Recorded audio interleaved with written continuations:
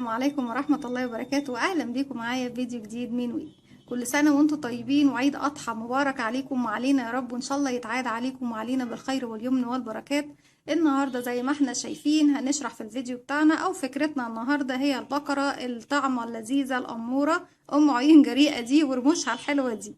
هنشرحها وهنشوف الخامات والمكونات اللي هنعملها منها والجرس بتاعها والعيون. الجرس والعيون هنعملهم في فيديوهات مختلفة لوحديهم، لكن البقرة كاملة هنشرحها في الفيديو بتاعنا النهاردة. تعالوا بقى نروح نشوف ايه المكونات والخامات اللي هنستخدمها للبقرة بتاعتنا وهنعملها ازاي. الادوات اللي هنستخدمها النهاردة هي خيط القطيفة زي ما احنا شايفينه، بنسميه خيط القطيفة او هو اسمه خيط القطيفة لانه هو الوبرة بتاعته بتكون شكل القطيفة شوية. بيكون متوفر منه نوعين، النوع المستورد والنوع المصري. هنشتغل مع بعض النهاردة بالنوع المصري، هستخدم منه لونين. هنستخدم اللون الابيض واللون الاورنج. انت ممكن تغيري بدل، يعني الابيض ده اساسي، اللون الابيض اساسي دايما عندنا في البقرة. ممكن تستبدلي بدل الاورنج اللي هو برتقالي تستخدمي اللون البينك البامبي، تستخدمي اللون الاصفر، تستخدمي اللون الكافيه. اي لون حابة تستخدميه او تستبدليه بدل اللون الاورنج مفيش مشكلة. هستخدم كمان خيوط القطن لعمل العينين، وهنستخدم الطل ده بتاع فساتين طبعا العرايس. نستبعد بس الطول دلوقتي عشان مش عايزين دبكة. وهنستخدم الفايبر للحشو، وبرضك هبعد الفايبر دلوقتي. وهنبعد الخيوط القطن دلوقتي، احنا مش هنشتغل دلوقتي غير بايه؟ بالخيوط القطيفة. هستخدم فتلة، دي مجرد فتلة من خيط عادية يعني جدا، بس انا هستخدمها كماركر. اما تستخدموا الماركر اللي هو بيكون طبعا انتوا عارفينه، اللي هي بتكون الدبابيس. عندنا هنا اكتر من شكل للماركر، ده الماركر حتى الجديد اللي لسه نازل، او المشبك دوت، او ان انت بيكون عندك الدبابيس دي بتكون موجوده طبعا في اي ملابس جديده بتشتريها، بنحتفظ بيها برضك وبنستغلها. او اي فتله، بس انا استخدمت الفتله دي لان هي السمك بتاعها بيكون مناسب بالنسبه لي بالنسبه للخيط ده. هستخدم للابر الابره رقم 4.5 ملم للخيط القطيفه، وهستخدم للخيط القطن رقم 1.4 ملم، والمقص بتاعنا طبعا. اول حاجه نبدا نعملها دلوقتي هي الارجل او الرجل بتاعه البقر. انا اشتغلت واحده منها بتكون بالشكل ده، وهنشغل واحده دلوقتي مع بعض. هنبداها بدايره سحريه،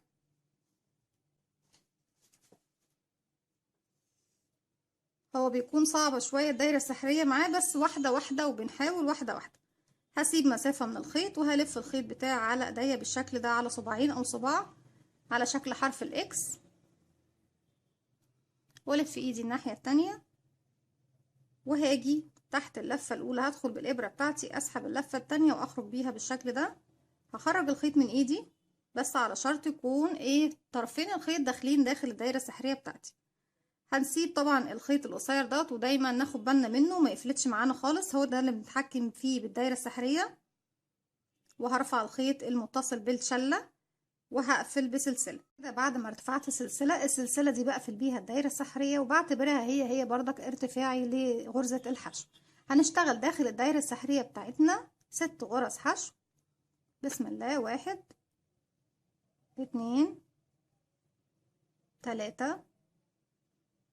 هنحاول بس نقفل شوية او نضيق شوية الدايرة السحرية بتاعتنا واحدة واحدة، لان الخيط طبعا بيكون مش سهل وسلس معانا في ربط الدايرة السحرية، لكن في الشغل كله بصراحة هو بيكون ممتاز. كده 4 5 6.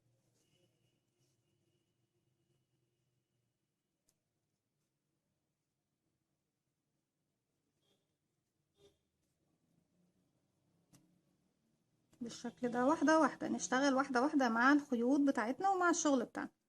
مش هيحصل حاجة يعني لما نتعامل مع الحاجة بهدوء وبصبر. الخيطة دي في الدايرة السحرية بالذات بتحتاج مننا نصبر عليها شوية، تشديهاش مرة واحدة عشان ما تقطعيش الخيط وما تعرفيش تقفلي الدايرة السحرية بتاعتك. انا في الراوند اللي جاي، انا دلوقتي معايا 6 غرز حشو، في الراوند اللي جاي هشتغل على كل غرزة مرتين، يعني هعمل تزايد. بدل ما انا معايا 6 غرز حشو هشتغل مرتين على كل غرزة، هيكون معايا 12 غرزة حشو. كده دي اول غرزة، ادي 1، وفي نفس الفراغ تاني 2 ودي رقم 2 1 2. رقم 3 1 2. رقم 4 1 2. رقم 5 1 2. رقم 6 وهي آخر غرزة عندنا 1 2. أصبح كده معايا 12 غرزة حشو. زي ما احنا شايفين شكل الخيط بيكون ممتاز جدا، وكمان بيديكي مساحة كبيرة في وقت سريع. يعني متحتاجيش انك تشتغلي، انت لو بتشتغلي بخيوط القطن او بخيوط الصوف هتبصي تلاقي نفسك ان انت بتاخدي وقت طويل جدا في الشغل على مساحة صغيرة جدا. الراوند اللي جاي لسه هعمل تزايد. انا طبعا في بداية راوند انا بسحب الماركر بتاعي بحطه في البداية كده في المكان ده. التزايد في الراوند اللي جاي او في السطر اللي جاي هيكون ازاي؟ هيكون اول غرزة بدون تزايد، وتاني غرزة هي اللي هعمل فيها تزايد. هيصبح العدد معايا في النهاية 18 غرزة حشو. يعني بشغل غرزة فوق الأولى. دايما الغرزة الأولى في الراوند ده هتكون فوقيها غرزة واحدة بس. أنا كده شغلت واحدة فوق أول واحدة، وفي رقم 2 هشغل مرتين، 1 وتاني في نفس الفراغ 2. بكرر دوت كمان 5 مرات، يعني بيكون عندي التكرار في السطر كله 6 مرات. احنا اشتغلنا منهم مرة، هنعمل كمان 5 مرات. ان احنا نشغل فوق الغرزة الأولى مرة، والغرزة التانية بشغل فوقيها مرتين. ادي 1 وتاني في نفس الفراغ 2. هكمل الراوند كله بتاعي بنفس الطريقة وهرجع لكم. كده انا خلصت الراوند بتاعي واشتغلت الغرزة اللي قبل الأخيرة. الغرزة الأخيرة لازم لما تكوني بتعملي تزايد يكون فيها عدد زوجي من الغرز، عشان تتأكدي ان العدد بتاعك صحيح. لو ما بتعديش، يعني اكتر حاجة تثبت لك ان العدد بتاعك صحيح ان دايما الغرزة الاخيرة لما بنكون بنعمل تزايد تكون فيها عدد زوجي من الغرز. وهكذا بردك في التناقص، لما تكوني بتعملي تناقص لازم اخر غرزتين تشغليهم مع بعض، والا هيكون العدد بتاعك مش مظبوط. طيب الراوند اللي جاي والراوند اللي بعده مش هعمل تزايد خلاص، انا هكتفي كده. ده بحجم الرجل اللي احنا محددينه اهو. هكتفي كده بالعدد ده. معايا 18 غرزة حشو. السطر دوت والسطر اللي جاي كمان هيكونوا ثبات بنفس العدد 18 غرزة حشو. يعني ايه؟ يعني بشتغل غرزة حشو واحدة فوق كل غرزة حشو بتقابلني. كده 1 2 اهو، واللي بعدها واحدة يبقى 3، واللي بعدها واحدة، وكل الغرز اللي هتقابلني هشغل فوقيها مرة واحدة. السطر دوت وكمان السطر اللي جاي هكمل الراوند ده ب 18 غرزة حشو، والراوند اللي جاي كمان ب 18 غرزة حشو، وهرجع لكم. رجعت لكم تاني، وبكده اكون خلصت الاتنين سطر او الاتنين راوند اللي اتفقنا عليهم بعدد ثابت 18 غرزة حشو. السطر اللي جاي عايزين نبدأ نضم الرجل بتاعتنا تاني شوية. يعني هبدأ اعمل ايه؟ تناقص تاني. احنا طبعا اخر تزايد كنا بنعمله كان في الغرزة رقم 2. التناقص بردك هيكون في الغرزة رقم 2، يعني باخد 2 و3 مع بعض. انا باخد ادي غرزة بدون تناقص بشتغل فوقيها مرة، والغرزتين اللي بعديهم بشتغل الاتنين مع بعض كده. الضلع الامامي مع الضلع الامامي للغرزة اللي بعدها، وبعمل ايه؟ تناقص، وبكمل الراوند بتاعي كله على نفس الطريقة.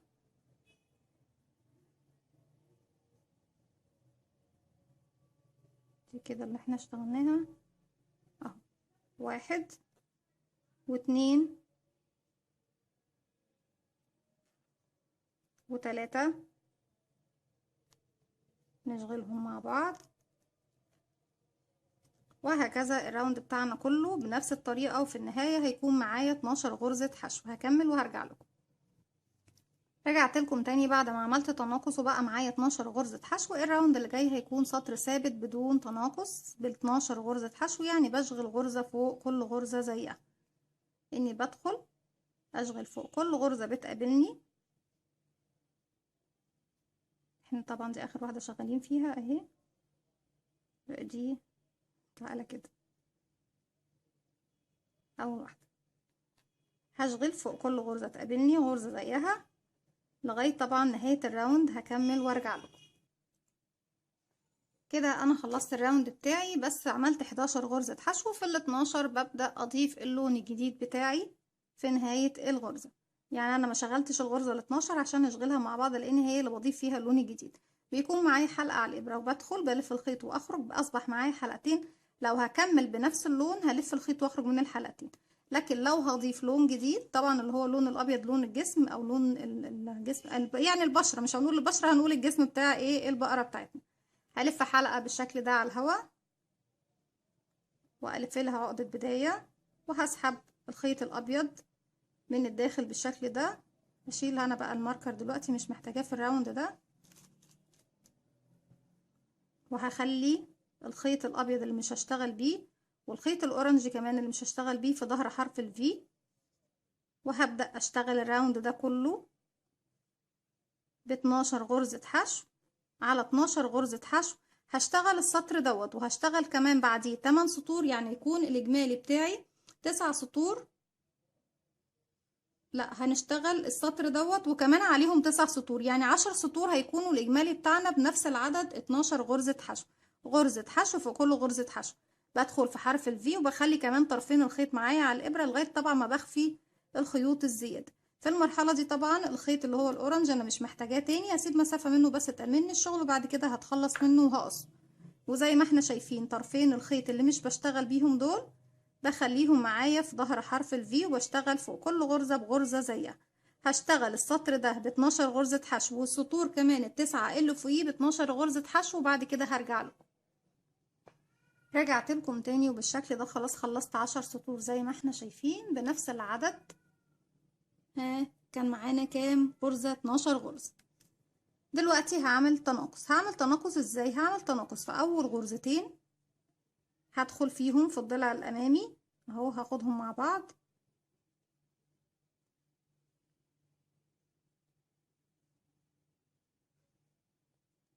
ادي واحد، والغرزة التانية اتنين، وهشغلهم مع بعض بغرزة واحدة.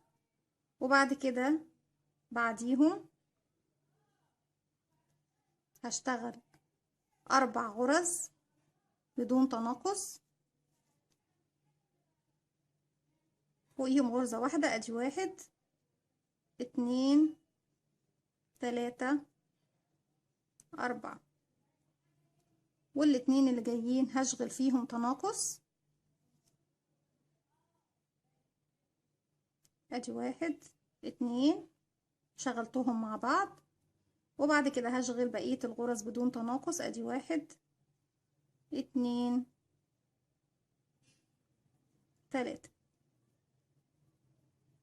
اصبح معانا كده كام غرزة حشو؟ شلنا 2 بقى معانا 10 غرزة حشو. هنشتغل سطر ثبات ب10 غرزة حشو، يعني غرزة حشو فوق كل غرزة حشو. ادي واحد اتنين تلاتة 4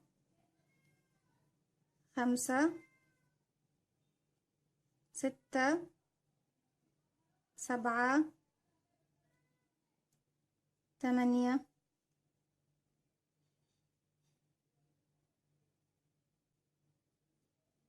9 10. دلوقتي بقى معانا زي ما احنا شايفين 10 غرزة حشو. هنتناقص في اول غرزتين، بردك هنقص غرزتين. هشيل اول غرزتين مع بعض،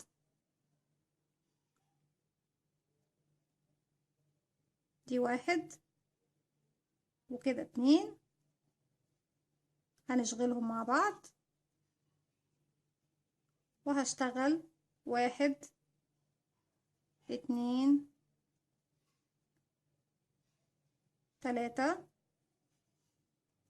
والغرزتين كمان اللي جايين مع بعض رقم 4 و5 كده هشغلهم مع بعض، وهكمل بقية الراوند بتاعي بشكل طبيعي. دي الغرزة اللي بعدها، ادي واحد اتنين تلاتة.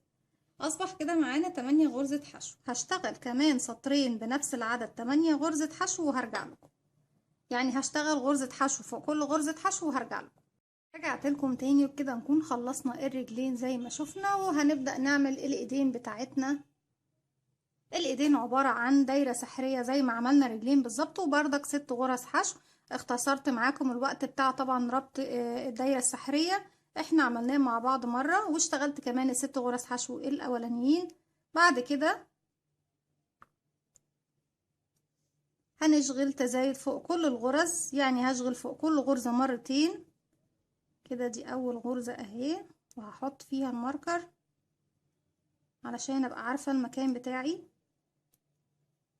اشتغلنا بردك بالماركر المشبك بحيث ان احنا نكون اشتغلنا بكل الاشكال، علشان ما يكونش في حد بيحب يشتغل بحاجة ما اشتغلناش بيها. هشتغل فوق كل غرزة مرتين، ادي 1 2، والغرزة التانية اهي 1 2، ورقم 3 1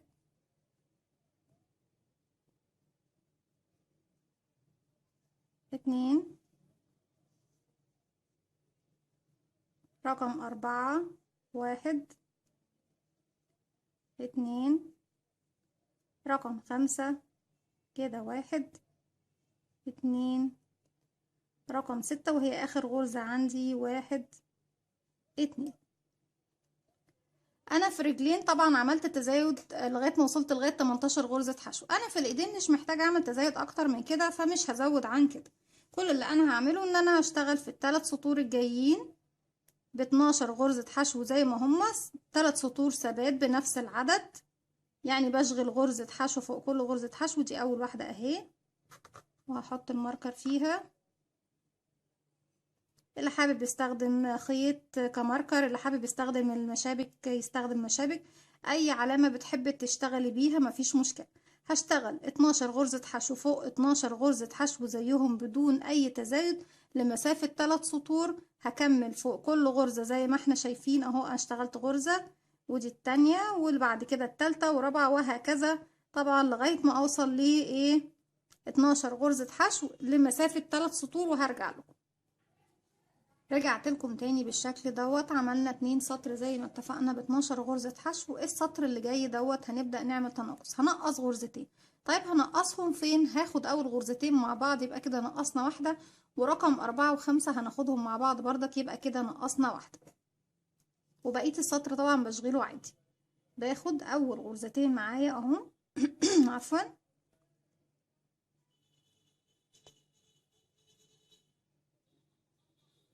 كده 2 خدناهم مع بعض، اول غرزة تعتبر.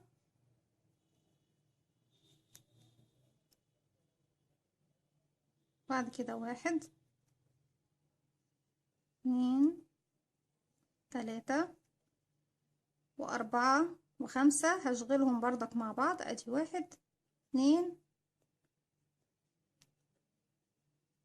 وهكمل بقية الغرز بتاعتي. احنا اشتغلنا دي، هشتغل ادي 1 2 3 4 5. اصبح معايا كده 10 غرزة حشو.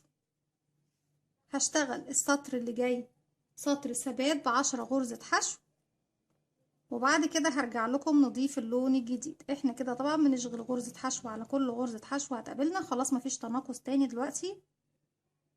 هكمل وهرجع لكم. رجعت لكم تاني بعد سطر الثبات ب10 غرزة حشو. انا دلوقتي في اخر عفوا في اخر غرزة في السطر هبدأ اضيف اللون الجديد. انا طبعا زي ما اتفقنا بنضيف اللون الجديد ازاي. بيكون معايا حلقة، بدخل في الغرزة اللي هشتغلها الف الخيط واخرج، بيكون معايا حلقتين. لو هتكملي زي ما اتفقنا باللون الاورنج هتكملي على طول تلف الخيط وتخرجي من الحلقتين. لو هتضيفي لون جديد بتجيبي اللون الجديد تسيبي فيه مسافة وتلفيه حلقة على الهواء بالشكل ده، وبعد كده بتقفليها عقدة، بتدخلي فيها بالإبرة بتاعتك تقفليها عقدة. ده تأكيد طبعا للشغل بتاعك. تسحبي الحلقة دي من داخل الحلقتين دول. هنشيل الماركر في السطر الأول بس، بعد كده هنستخدمه بقية السطور، لأن طبعا احنا مش محتاجينه دلوقتي لأن اللون مختلف وهيعرفني مكان الغرزة فين. وهبدأ أشتغل 10 غرزة حشو على 10 غرزة حشو بالشكل ده. يعني غرزة حشو على كل غرزة حشو زي ما اتفقنا. بدخل الغرزة بتاعتي في حرف الفي، وبحط كمان او بخلي طرفين الخيط اللي مش بشتغل فيهم فوق الابرة زي ما احنا شايفين، والف الخيط واخرج واشتغل غرزتي بشكل طبيعي. في المرحلة دي خلاص هقص اللون اللي انا مش بشتغل بيه، لون الاورنج، وبفضل طبعا اشتغل على الغرز بتاعتي. ومعايا كمان حرف الخيط اللي انا مش بشتغل فيه عشان خاطر اخفيه خالص زي ما احنا شايفين، غرزة فوق كل غرزة. وباخد معايا زي ما اتفقنا فوق الابرة بيكون معايا الخيط اللي مش هشتغل بيه لغاية ما اخفيه خالص تحت ايه الشغل بالشكل ده. اتأكدت خلاص ان الخيط بتاعي دلوقتي ثابت ومفيش حاجة خالص. احنا كده اشتغلنا 1 2 3 4 5 6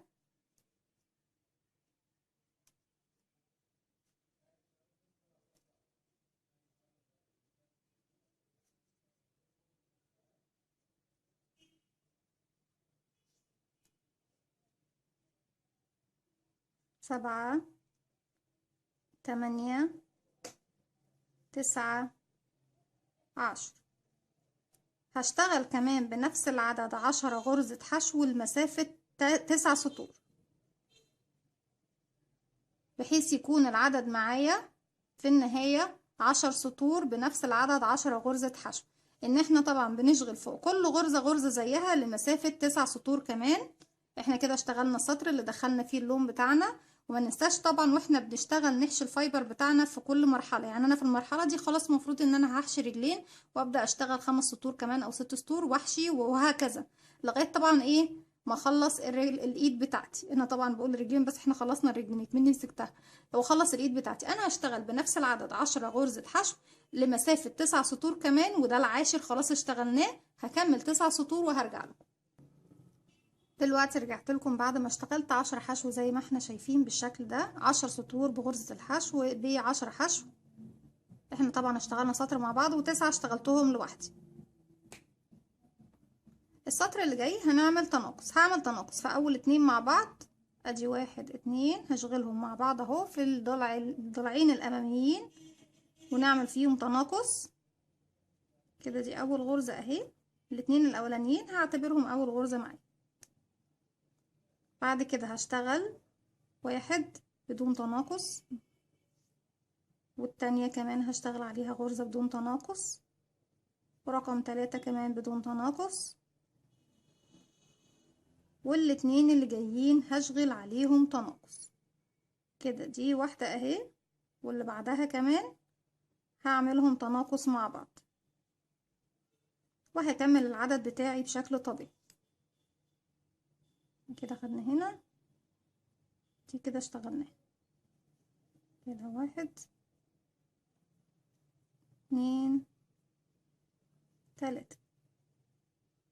يبقى احنا كده معانا 8 غرز. هشتغل السطر اللي جاي كله 8 غرزة حشو، يعني غرزة حشو على كل غرزة حشو زيها بدون تناقص. سطر ثبات ب8 غرزة حشو زي ال8 اللي ايه احنا وصلنا لهم دلوقتي. هشتغل غرزة على كل غرزة وهرجع لكم. رجعت لكم تاني وبالشكل ده خلصنا الرجلين والايدين مع بعض. هنبدأ دلوقتي نعمل الجسد او الجسم بتاع البقرة.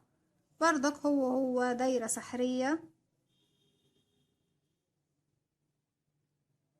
ندخل تحت الحلقة الأولى ونسحب الحلقة التانية ونخرج الخيط من ايدينا، ونتأكد طبعا ان الفتلتين او الاتنين خيط داخلين داخل الدايرة السحرية. بنرفع الخيط المتصل بالبقرة ونعمل سلسلة نقفل بيها الدايرة السحرية بتاعتنا، وهي ارتفاع غرزة الحشو. داخل الدايرة السحرية بتاعتي بشغل 6 غرز حشو. 1 2 3. وزي ما اتفقنا احنا بنعمل ايه جزء جزء ونحاول نشد ايه الدايرة السحرية بتاعتنا.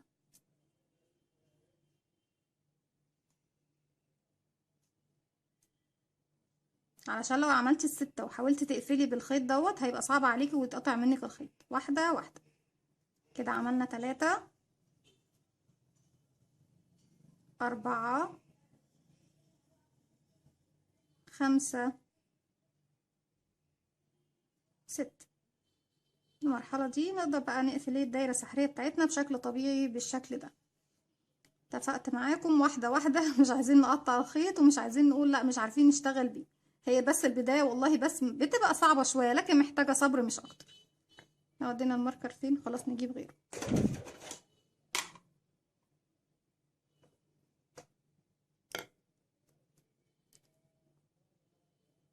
دي الغرزة بتاعتي الاولى. انا دلوقتي معايا 6 غرز حشو، هعمل تزايد على كل الغرز اللي معايا، يعني هشغل فوق كل غرزة مرتين كده 1.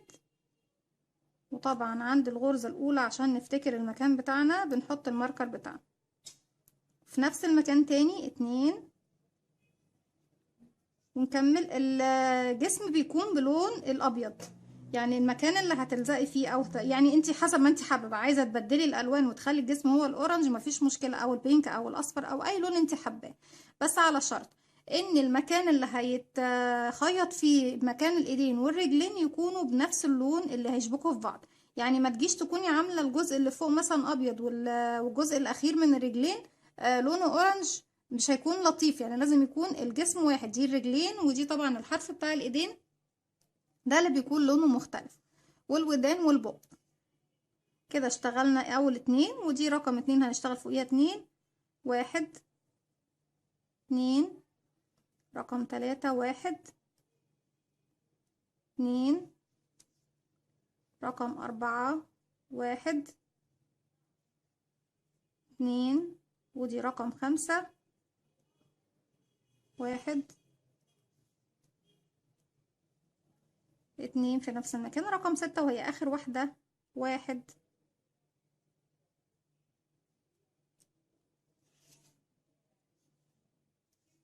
2. اصبح معايا كام؟ معايا 12 غرزة حشو. حتى نجيب ورقة وقلم عشان تحفظوا معايا الارقام. احنا طبعا عارفين الايدين والرجلين عملناهم ايه بارقام قد ايه.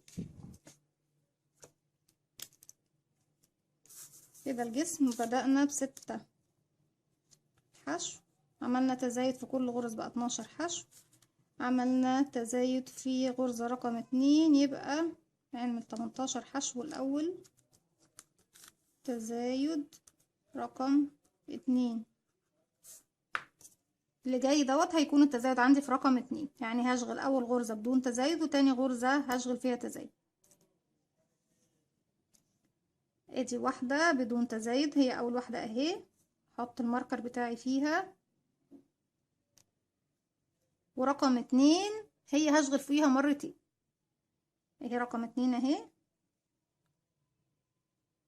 هشغل فيها مرتين. ادي 1 2. اللي بعدها هشغل فوقيها مرة، ورقم 2 دايما في الراوند ده هيكون فيها شغل مرتين. ادي 1 2. وهكذا بقى المدار الراوند بتاعي كله هكمله بنفس الطريقة. رجعت لكم تاني، والسطر الجاي هنعمل احنا كده معانا 18 غرزة حشو. التزايد بتاعي كان دايما في الغرزة رقم 2، هعمل تزايد السطر اللي جاي في رقم 3، يعني بشغل 2 بدون تزايد، ورقم 3 بشغل فيها مرتين. هيكون معايا في السطر دوت 24 غرزة حشو. بشغل اول 2 بدون تزايد، دي كده واحدة بدون تزايد، وطبعا اول واحدة بحط فيها الماركر بتاعي العلامة، ورقم 2 بدون تزايد. رقم 3 هشغل فوقيها مرتين، ادي 1 وتاني 2. بكرر ده كمان 5 مرات، يعني احنا طبعا التكرار بتاعي في السطر كله بيكون 6 مرات. انا بعمل تزايد 6 مرات، عملنا مرة مع بعض، هعمل كمان 5 مرات لوحدي، يعني هشغل غرزتين بدون تزايد، وفي رقم 3 بشغل مرتين، وهكمل السطر وارجع لكم. رجعت لكم تاني وخلصت الراوند بتاعي، وبقى معايا 24 غرزة حشو. في معلومة او ملحوظة حابة ان انا اقولها لكم، انا قلتها معاكم اكتر من مرة، بس للي لسه باول مرة بيتابعني عايزة اقول لكم على حاجة، واللي طبعا بيتابعني وما خدش باله من المعلومة يهتم بيها. العدد اللي بيزيد معايا في كل راوند هو نفس العدد اللي انا بدأت بيه ايه بداية الغرزة بتاعتي او الدايرة السحرية بتاعتي. يعني انا بدأت الدايرة بتاعتي ب6 غرزة حشو، لما عملت تزايد في السطر التاني عملت على كل الغرز بقى معايا كام؟ 12 غرزة حشو. طب 12 نشيل منهم ال6 هيتفضل لي كام؟ هيتفضل لي 6، يبقى اللي زاد معايا كام؟ 6 غرزة حشو. من 12 ل 18 هنعد 13 14 15 16 17 18، يعني 6 غرزة حشو. من 18 ل 24 هنبص نلاقي زاد معانا 6 غرزة حشو. فانت عشان تعرفي كم عدد الغرز اللي بيزيد معاكي في كل راوند، ده بيجي طبعا من بناء على العدد اللي انت اخترتيه تبدأي بيه الشغل بتاعك، اللي هو كان 6 غرزة حشو. لو انت مزودة 8 غرز، لو انت سوري بادئة الدايرة السحرية بتاعتك ب 8 غرزة حشو، لما تيجي تعملي تزايد في السطر او الراوند رقم 2 هتبص تلاقي العدد معاكي 16 غرزة حشو. 8 و8 16. السطر اللي بعده هتزودي عليهم 8. هي جاية يعني طريقة يعني عملية حسابية شوية، بس هي حاجة بصراحة بتخليني ابقى عارفة انا ماشية بكام غرزة وهيزيد معايا كام غرزة، ولو جيت قللت او نقصت طبعا هيزيد او هيقل معايا كام غرزة. فاحنا تلقائي طالما هنعمل تزايد، احنا طبعا التزايد بتاعنا بيجي بالتسلسل. احنا كان اخر تزايد في رقم 3، يبقى التزايد في رقم كام؟ 4. علشان يكون معايا تزايد في 4 غرزة دايما في السطر كله، هيكون معايا كام غرزة؟ اتفقنا بيزيد في كل سطر كام؟ 6 غرز. طب من 24 نزود عليهم 6، يبقى معايا 30 غرزة حشو. وده الراوند رقم كام؟ ده الراوند رقم 4. يعتبر 5 باللي هي 6 الحشو الأولانيين، يعني احنا لو هنعد الأسطر بدون من غير من قبل ما نعمل التزايد هيكون 4. بس خلينا نعدهم من أول السطور كده. معايا 1 2 3 4 5، ده خامس سطر اللي هو جاي لنا ده. السطر اللي جاي احنا طبعا التزايد بتاعنا هيكون في غرزة رقم كام؟ رقم 4. يعني بشغل 3 غرز بدون تزايد كده. 1 ونحط فيها الماركر بتاعنا،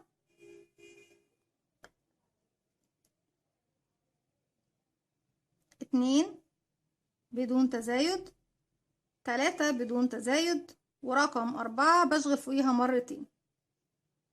1 وتاني في نفس الفراغ 2. هكرر المسألة دي 5 مرات، يعني 1 2 3 بدون تزايد، ورابعة هعمل فيها تزايد لمسافة 5 مرات، أو طبعا لتكرار 5 مرات، علشان نبقى كملنا التكرار اللي هو 6 بتاعنا، اللي بتكون زادت 6 غرز حشو معانا. ليه قلت 6 مرات تكرار؟ لان زي ما قلت لكم احنا بدأناها ب6 غرز حشو، فكل غرز اللي هتزيد معانا في كل سطر هتكون 6 غرزة حشو، اذا التكرار هيكون 6 مرات. اتفقنا مع بعض؟ القاعدة دي هنبدأ نحفظها علشان بعد كده لو حابين ان انتوا تكتبوا باترون لأي حاجة بتشوفوها وعجبتكم وعايزين تعملوها بدون ما تكونوا مستنيين اي حد يديكم باترون، او ان انتوا طبعا تبحثوا عن باترونات في النت. هكمل التزايد بتاعي في الراوند دوت في الغرزة رقم 4 دايما، يعني بشغل 3 بدون تزايد ورقم 4 بشغل فيها التزايد. في نهاية الراوند هيكون معايا 30 غرزة حشو. هكمل وهرجع لكم. رجعت لكم تاني وبقى معايا 30 غرزة حشو، وكان التزايد بتاعي في الغرزة رقم 4. لسه محتاجة ازود القرص بتاعي تاني، ودي طريقة التزايد في الدايرة عامة. كنت عملت لها حلقة خاصة بيها لوحدها لو حابين ان انتوا تراجعوا طريقة التزايد في الدايرة. السطر اللي جاي هيكون التزايد بتاعي في غرزة رقم 5. هيكون معانا كام غرزة بقى؟ تلقائي لازم نكون عارفين 36 غرزة حشو. طب عرفت منين يا رندا؟ لان الرقم اللي انا بدأت بيه 6، اذا هو نفس الرقم اللي هزوده على كل سطر اشتغله. انا لما عملت التزايد في كل الغرز بقى معايا 12، هنزود تزايد في رقم 2 في رقم 2 يعني واحدة بدون تزايد واحدة بتزايد، بقى معايا 18، وهكذا بقى. انا مش هنعيد بقى الموضوع ده عشان ما اخليكوش تملوا مني. السطر اللي احنا فيه دوت هيكون التزايد بتاعي في الغرزة رقم 5، يعني بشغل 4 غرز بدون تزايد، فوق كل غرزة غرزة زيها بدون تزايد، وفي رقم 5 بشتغل مرتين كده. دي 1 بدون تزايد وهي أول واحدة،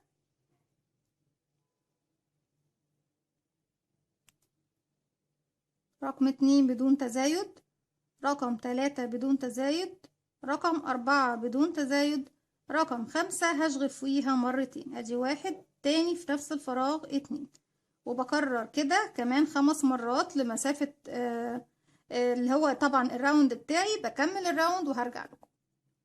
رجعت لكم تاني ولسه هنعمل تزايد اللي احنا هنشتغله في السطر اللي جاي في غرزة رقم 6. هيكون معانا 42 غرزة حشو، وكمان السطر اللي بعده هيكون تزايد في الغرزة رقم 7، هيكون معانا 48 غرزة حشو، والسطر اللي بعده كمان هيكون تزايد في الغرزة رقم 8، وهيكون معانا 54 غرزة حشو. 48 و6 يبقى 54. يعني ايه؟ يعني السطر اللي جاي هشتغله في غرزة رقم 6 تزايد، يعني بشتغل 5 غرز بدون تزايد، والغرزة رقم 6 بشغل فيها مرتين.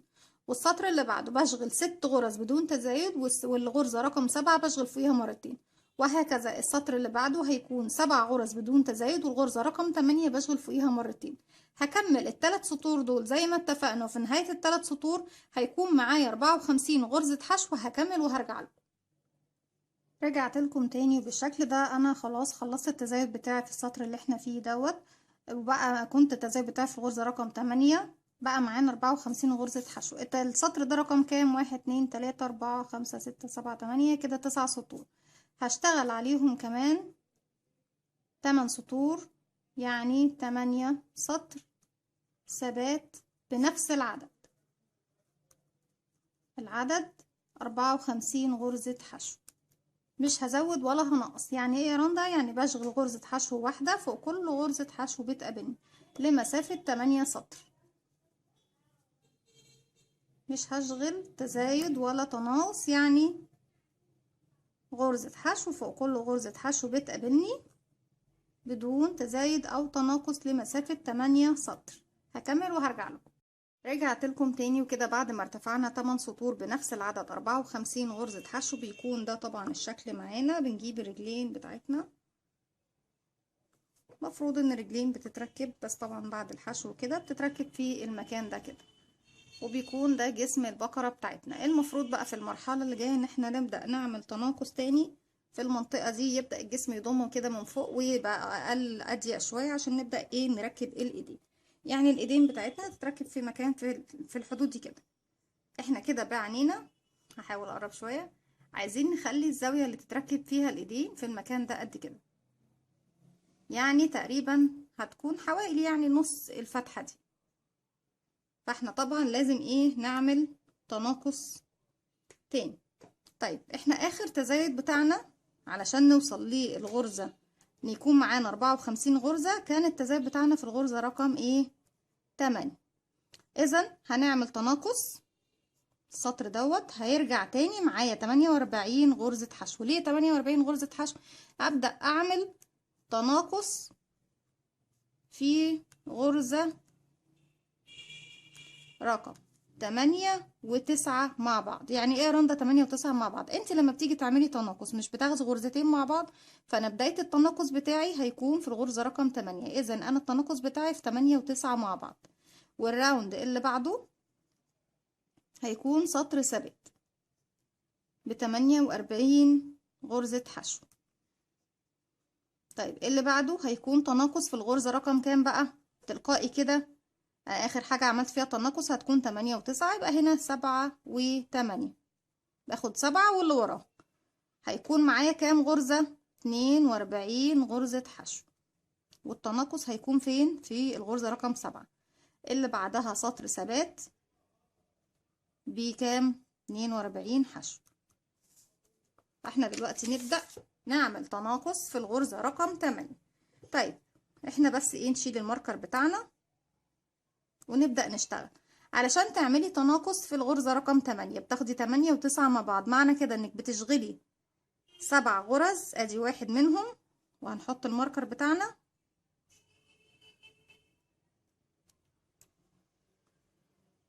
2 3 4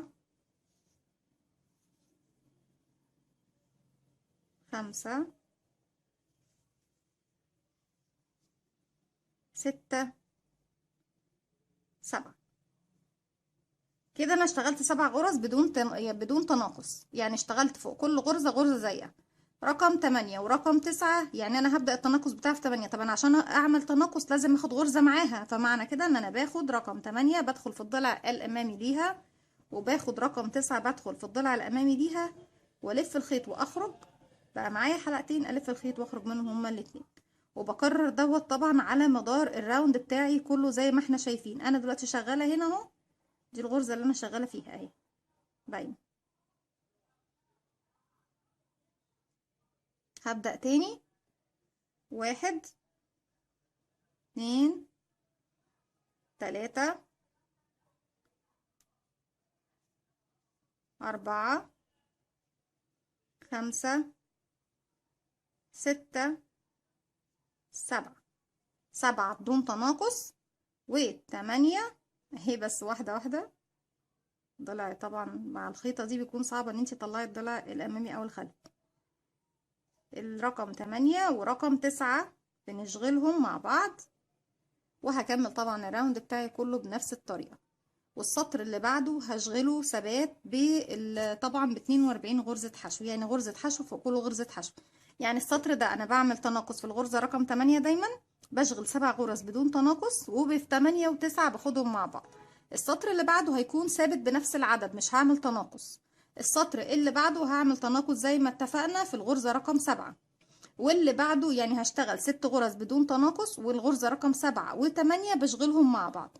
السطر اللي بعده هيكون ثبات ب 42 غرزة حشو.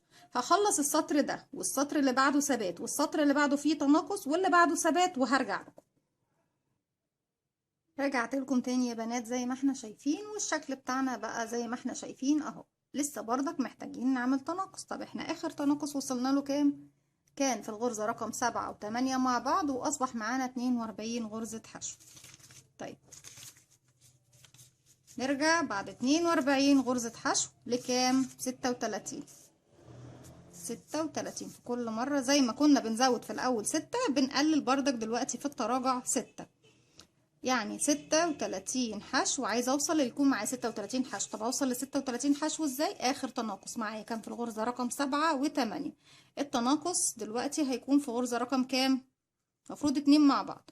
طالما أنا أخدت 7 المرة اللي فاتت، هنزل هنا لكام؟ 6 و7. يعني بشغل 5 غرز بدون تناقص، وفي الغرزة رقم 6 بشغل فيها التناقص، وهنشوف ازاي. والسطر اللي بعده هيكون ثبات ب36 حشو. دلوقتي نشوف هنعمل تناقص في الغرزة رقم 6 ازاي. انا هشغل 1 ونحط بس الماركر بتاعنا،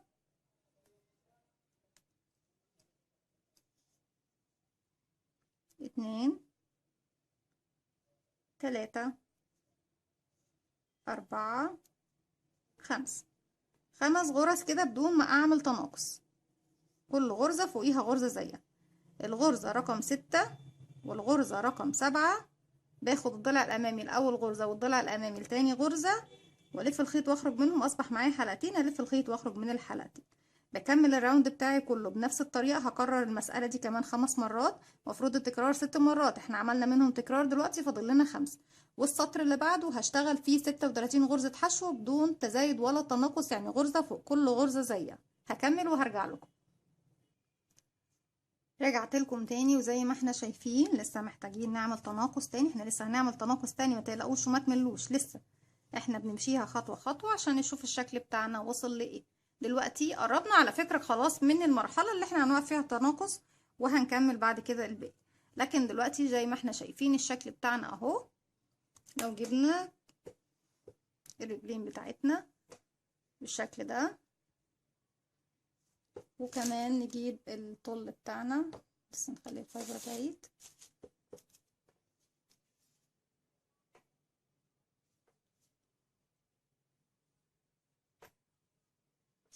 يعني كده مجرد بس هنعمل حاجة ايه، شكل بسيط كأن هو الشكل بتاعنا بالشكل ده.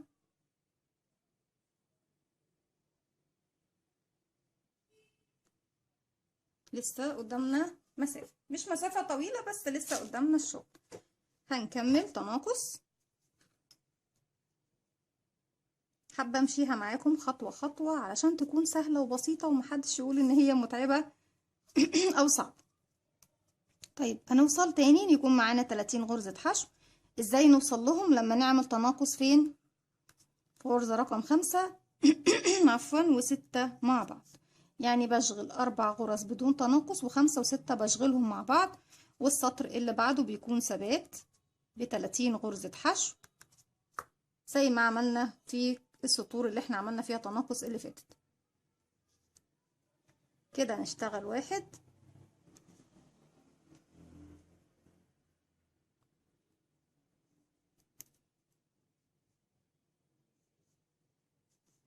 2 3 4 وكام 5.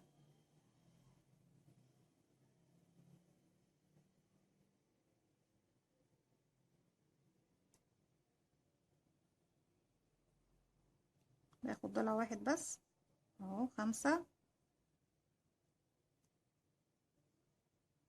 و6 بشغلهم مع بعض. بس ايه مش عايزين اي لخبطه كده اتلعبكت مش عارفه ليه. تاني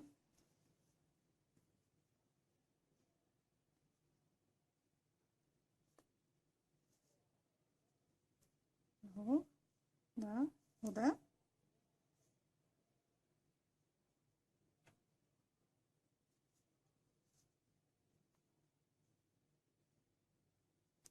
بسم الله ونخرج من الحلقة دي. وهكرر بقى المسألة تاني 1 2 3 4 و5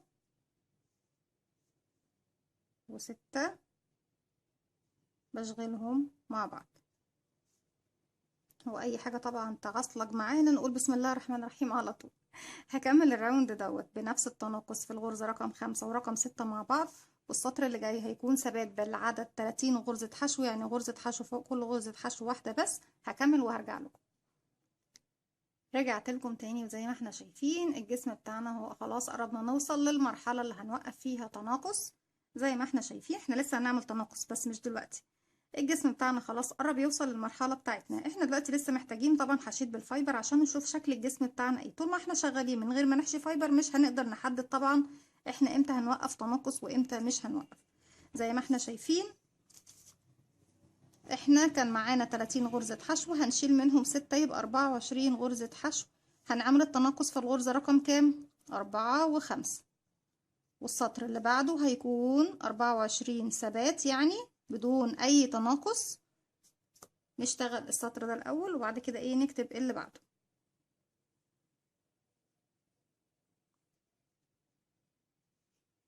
انا مش بكتب معاكم باترون يا جماعة لا.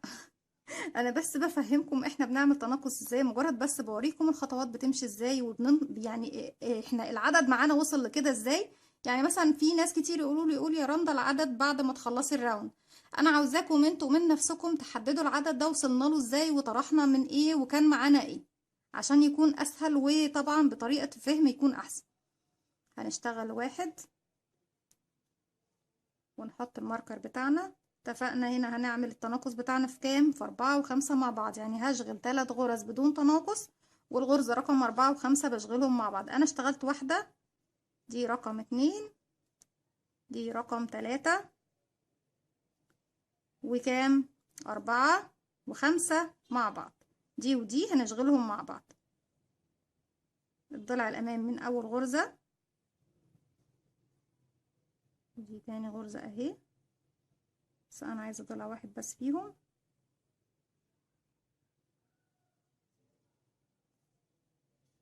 والضلع الامامي من تاني غرزة وبسحب الاتنين مع بعض.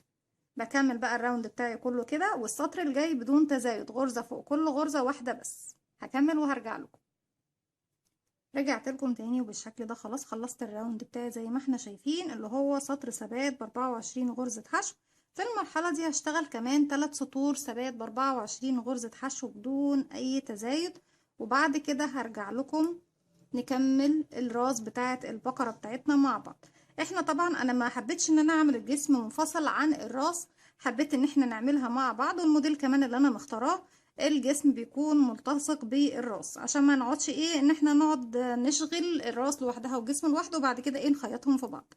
دلوقتي هنبدأ نشغل غرزة فوق كل غرزة زيها بدون خلاص بقى ولا تناقص ولا تزايد. هكمل وهرجع لكم. رجعت لكم تاني وكده بعد ما خلصنا 3 سطور بتوعنا زي ما احنا شايفين ب 24 غرزة حشو بدون تزايد. هنبدأ في المرحلة اللي جاية بقى نعمل الراس بتاعتنا بتاعة البقرة وهنبدأ نعمل تزايد تاني. اخر مرحلة كنا بنعمل فيها تناقص كانت في الغرزة رقم 4. كل حاجة بتيجي معانا بالتسلسل ما بنمشيش بطريقة طبعا همجية، بنمشي على ارقام معينة، على حسابات معينة. عرفنا ازاي طبعا وصلنا للحسابات اللي احنا اخر حساب وصلنا له، وهنعرف كمان ازاي هنكمل ونعمل تزايد تاني. يعني بدأناها بحاجة صغيرة ورجعنا تزايد ورجعنا خصمنا وعملنا تناقص ورجعنا بنعمل تزايد تاني، وبعديها هنعمل تناقص ونقفل الراس بتاعتنا مع بعض. آخر تناقص كان في الغرزة رقم 4 و5.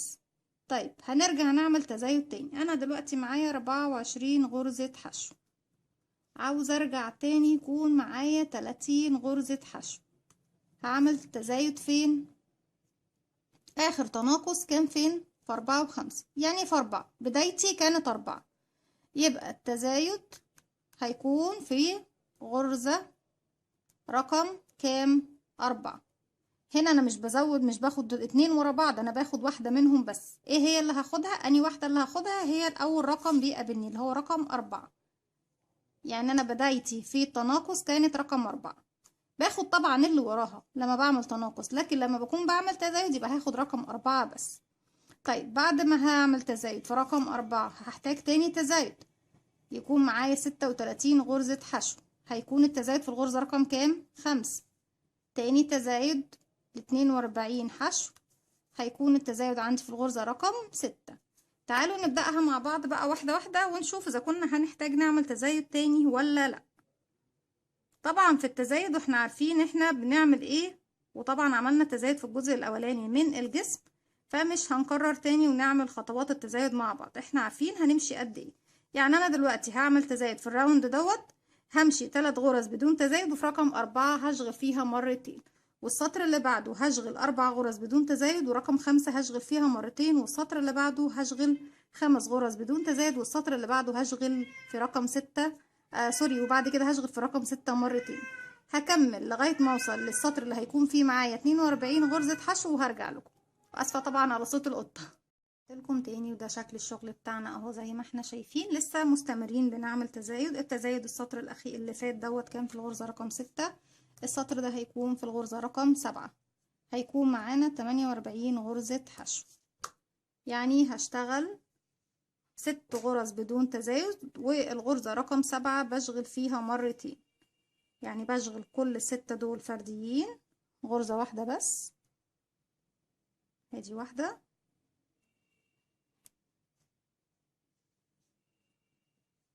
2،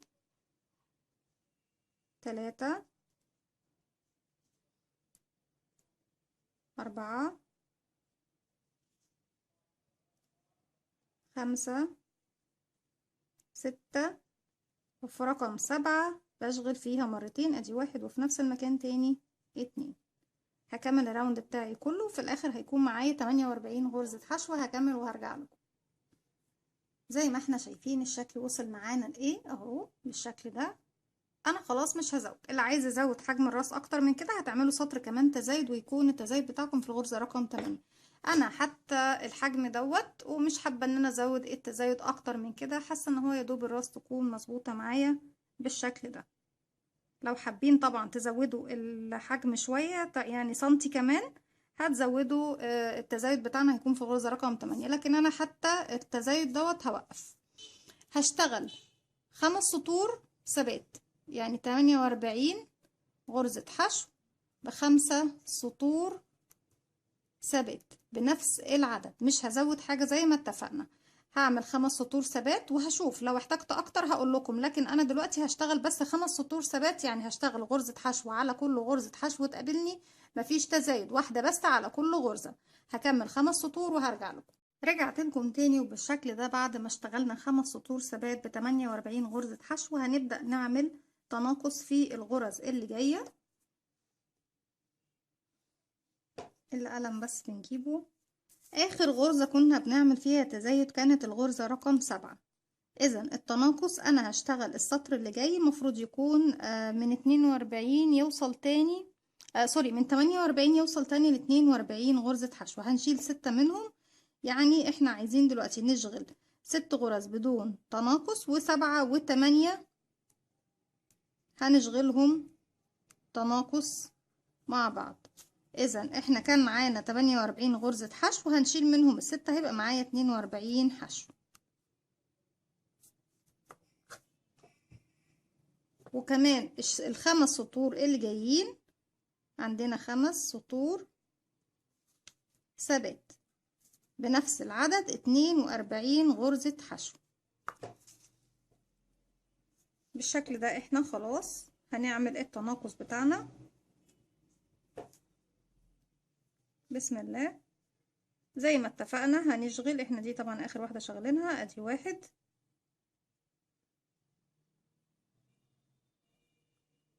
2 3 عفوا 4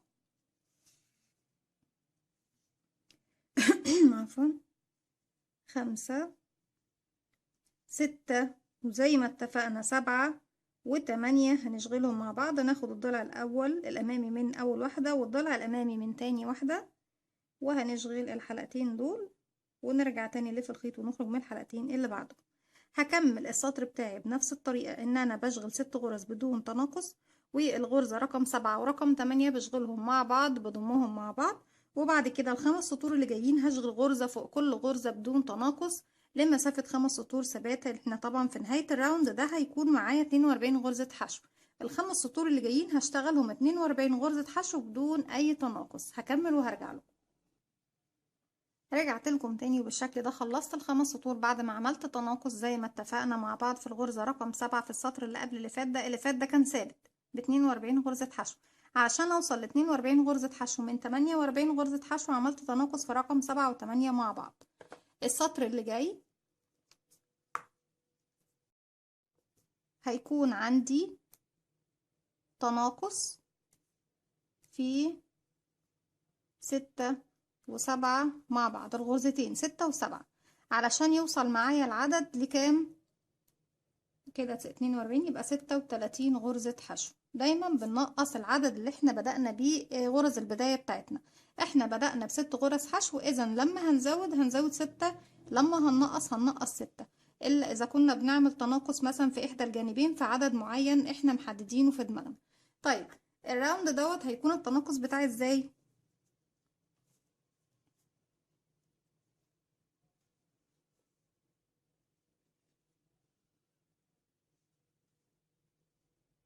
هشتغل 5 غرز بدون تناقص بشكل طبيعي، والغرزة رقم 6 ورقم 7 هشغلهم مع بعض. دي أول غرزة بالنسبة لي اهي، نحط الماركر فيها.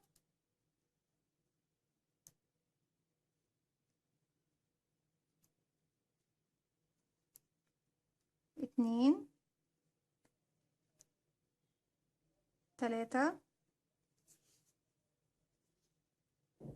4 5 رقم 6 ورقم 7 هشغلهم مع بعض كده. دي 6 هاخد الضلع الأمامي منها، ورقم 7 هاخد الضلع الأمامي منها بردك، وألف الخيط واخرج من الحلقتين دول، وألف الخيط واخرج من الحلقتين التانيين. والراوند بتاعي كله هشتغله او هشغله بنفس الطريقة، ان احنا بنشغل 5 غرز بدون تناقص، ورقم 6 و7 هشغلهم مع بعض. والراوند اللي جاي اللي هو اللي بعده على طول راوند واحد بس، سطر واحد سطر ثبات بنفس العدد 36 غرزة حشو. هكمل الراوند اللي فيه تناقص دوت والسطر اللي بعد منه بدون تناقص وهرجع لكم. رجعنا تاني والشكل دوت كمان اهو بعد ما حشينا لسه محتاجين نعمل تناقص تاني. لسه الراس بتاعة البقرة بتاعتنا ما وصلتش للشكل اللي احنا حابينه او عاوزينه بالظبط. دلوقتي احنا كنا معانا 36 غرزة حشو، وهنعمل كمان تناقص السطر اللي جاي. السطر اللي جاي احنا طبعا عايزين نخليه ينزل ل 30 غرزة حشو. تاني نرجع ل 30 غرزة حشو. طيب هنعمل تناقص في غرزة رقم 5 و6 مع بعض. في النهاية هيصبح معانا 30 غرزة حشو. يعني احنا بنعمل تناقص في غرزتين اللي هم رقم 5 و6، والسطر اللي جاي يعني السطر ده هنشتغله تناقص، يعني نشتغل 4 غرز بدون تناقص، و5 و6 هنشغلهم مع بعض نجمعهم مع بعض ونوصل لنهاية السطر يكون معانا 30 غرزة حشو. السطر اللي جاي هيكون 30 غرزة حشو، يعني ثبات سطر واحد بس. دلوقتي هنشغل الراوند بتاعنا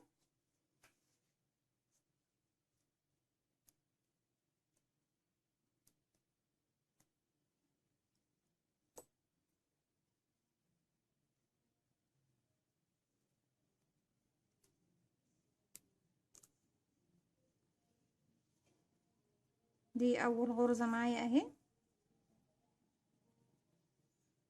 نحط الماركر بتاعنا عشان ما ننساش، لان هي الخيط ده خلي بالكم بيلخبط جدا لو مش حاطه ماركر، والله لو عملتي ايه ما هتعرفي تعدي.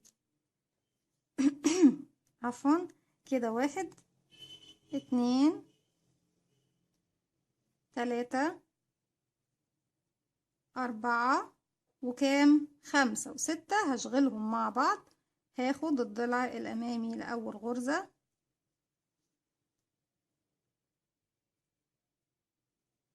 والضلع الامامي لتاني غرزة اللي هي رقم 6. ناخد 5 و6 مع بعض، والف الخيط واخرج من الحلقتين دول، والف الخيط واخرج من الحلقتين التانيين، وهكمل الراوند بتاعي كله على نفس الطريقة. والراوند اللي جاي هشتغله سطر ثبات واحد بس بدون تناقص. هكمل وهرجع لكم. رجعت لكم تاني، وزي ما احنا شايفين انا كده وصلت للمرحلة الاخيرة. انا مش هعمل سطر تناقص وسطر ثابت، لا انا هشتغل تناقص بقى لغاية ما اقفل الراس بتاعتي بتاعة البقر. طب ازاي هنعمل كده؟ احنا دلوقتي معانا 30 غرزة حشو. هعمل تناقص في السطر اللي جاي، هيبقى معايا 24 غرزة حشو. التناقص هيكون في الغرزة رقم 4 و5. السطر اللي بعده هيكون معايا 18 غرزة حشو، والتناقص هيكون في رقم 3 ورقم 4. اللي بعده هيكون 12 غرزة حشو، والتناقص هيكون في رقم 2 و3 مع بعض. اخر سطر هنشغله مع بعض، يعني انا دلوقتي هعمل تناقص في كل السطور اللي اتفقنا في الثلاث سطور اللي جايين. السطر اللي احنا هنشغله دلوقتي مع بعض هيكون التناقص بتاعي في الغرزة رقم 4 و5. هناخدهم مع بعض، هضمهم مع بعض. السطر اللي جاي هنشغل تناقص على طول، مش هنعمل اي حاجة ثبات بقى. هنشغل تناقص، يعني نشغل غرزتين بدون تناقص وتلاتة واربعة مع بعض. السطر اللي بعده هنشغل غرزة واحدة بس غرزة واحدة بس طبيعية، ورقم 2 و3 نشغلهم مع بعض. آخر سطر هيكون تناقص في كل الغرز حتى يصبح معايا تاني 6 غرزة حشو. تاني يبدأ معانا 6 غرزة حشو. طيب السطر اللي احنا فيه ده بقى دلوقتي نشرحه واحدة واحدة. احنا عايزين نشتغل 24 غرزة حشو من ال30 اللي معانا فوق. يبقى هنعمل تناقص، هنشغل 3 غرز بدون تناقص، ورقم 4 ورقم 5 هشغلهم مع بعض واضمهم مع بعض. وزي ما شرحت بقية السطور هنشتغل. انا بس هبدأ اشغل معاكم اول السطر ده واول الراوند ده.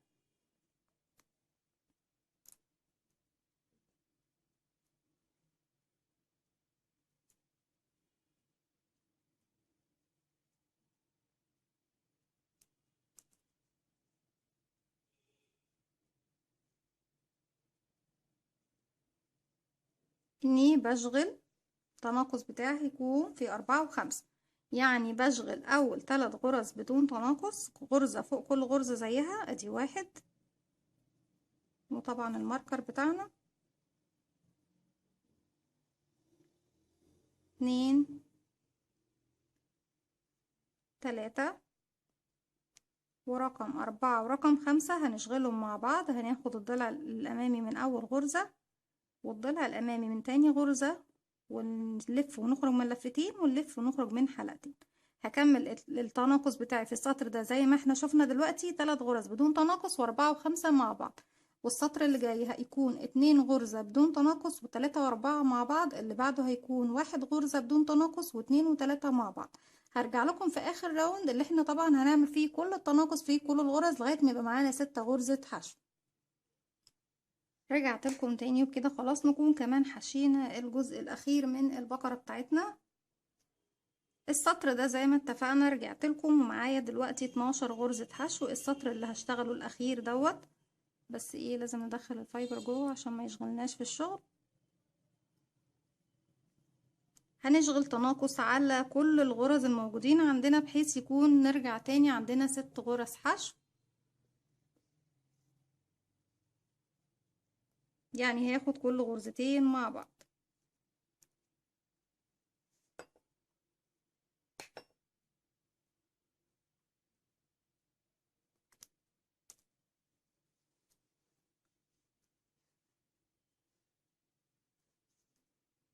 كده دول اول غرزتين اهم، بس طبعا حجم البقرة كبير وصعب ان انا امسكها من ورا الكاميرا، فسامحوني لو ايه مش شايفة. ناخد اول غرزتين مع بعض، وكمان الفايبر عمال بقى يشغل عينينا.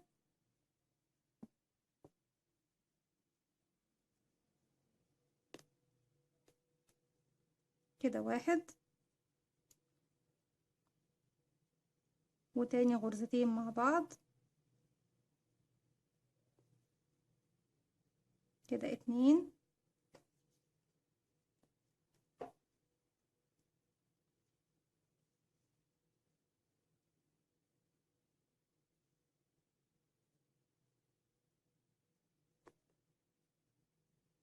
كده تلاتة،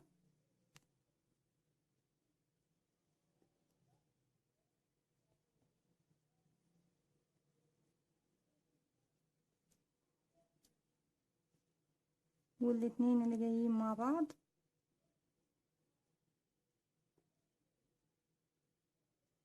كده أربعة،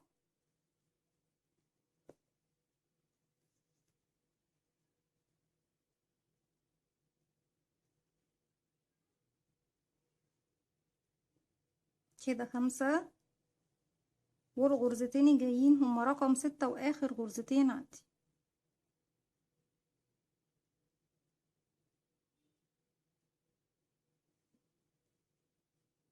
كده رقم ستة بالشكل ده اهو. بس انا لسه عندي ايه، في فراغ هنا شوية، فانا كل اللي انا هعمله ان انا هدخل، بس ايه، نخلي الخيط من ورا. هدخل هنا وهقفل بغرزة منزلقة بالشكل ده، وهدخل هنا كمان وهشد بغرزة منزلقة بالشكل ده. انا قفلت الراس بتاعتي خالص خالص. في المرحلة دي هسيب بس مسافة من الخيط، وهقص الخيط بتاعي، الف الخيط بتاعي واخرج من الحلقة اللي على الابرة.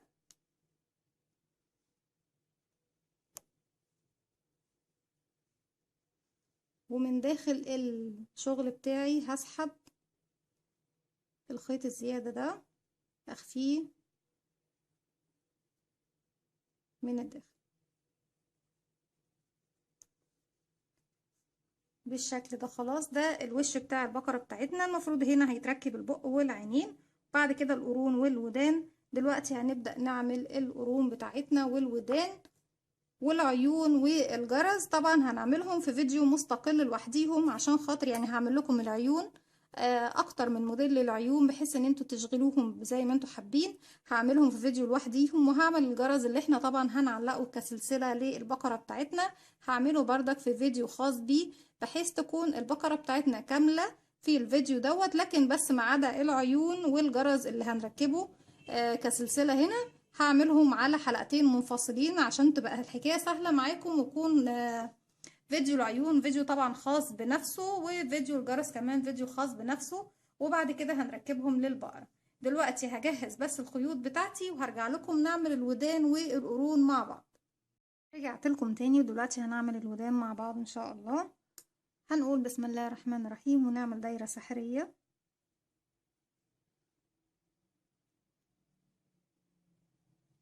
داخل الدايرة السحرية بتاعتنا هنشغل 6 غرز حشو.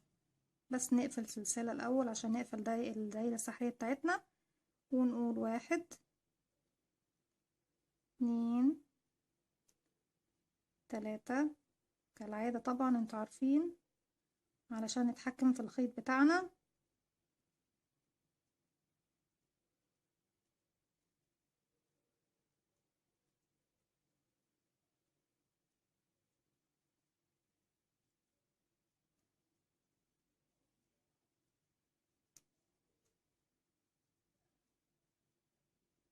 نقفل الدايرة السحرية شوية.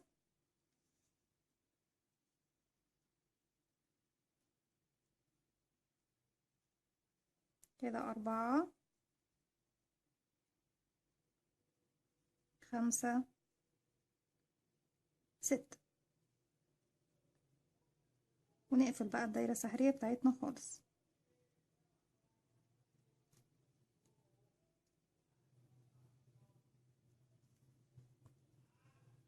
هنحط الماركر بتاعنا، بس بعد ما نشغل أول غرزة هشغل السطر اللي جاي، هيكون أول غرزة بدون تناقص، يعني عليها غرزة واحدة بس. كده واحد،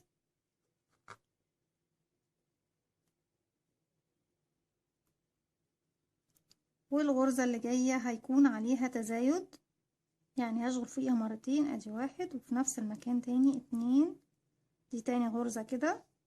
رقم 3 هتكون بدون تزايد، رقم 4 هيكون فيها تزايد، يعني دايما هيكون عندي تزايد في الغرزة رقم 2 في السطر ده دايما.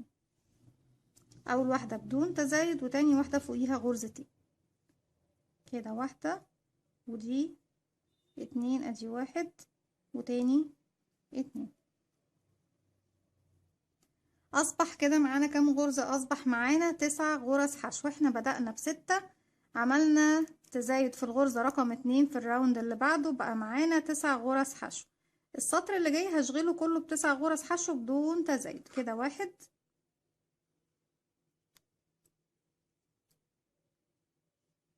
اتنين تلاتة أربعة خمسة ستة سبعة تمانية تسعة. السطر اللي جاي هيكون فيه تزايد في الغرزة رقم 3. خيط البداية طبعا هدخله من جوه كده. يعني ايه في رقم 3؟ يعني بشغل اول واحدة بدون تزايد، فوقيها غرزة واحدة بس، وتاني واحدة كمان بدون تزايد. رقم 3 هشغل فوقيها مرتين كده، واحد اتنين. نكرر، واحد اتنين بدون تزايد، ورقم 3 نشغل فيها مرتين، ادي واحد اتنين. هكرر لتالت مرة، واحد اتنين، وفي 3 هشغل واحد تاني اتنين. اصبح معانا كده 12 غرزة حشو.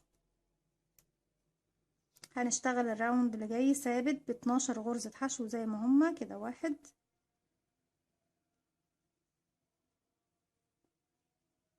اتنين تلاتة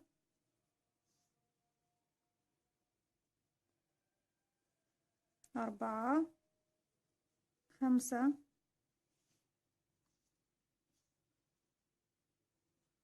ستة سبعة تمانية تسعة 10 11 12.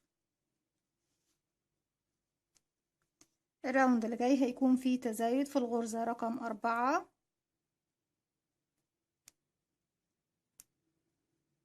يعني بشغل أول 3 غرز بدون تزايد، ادي واحد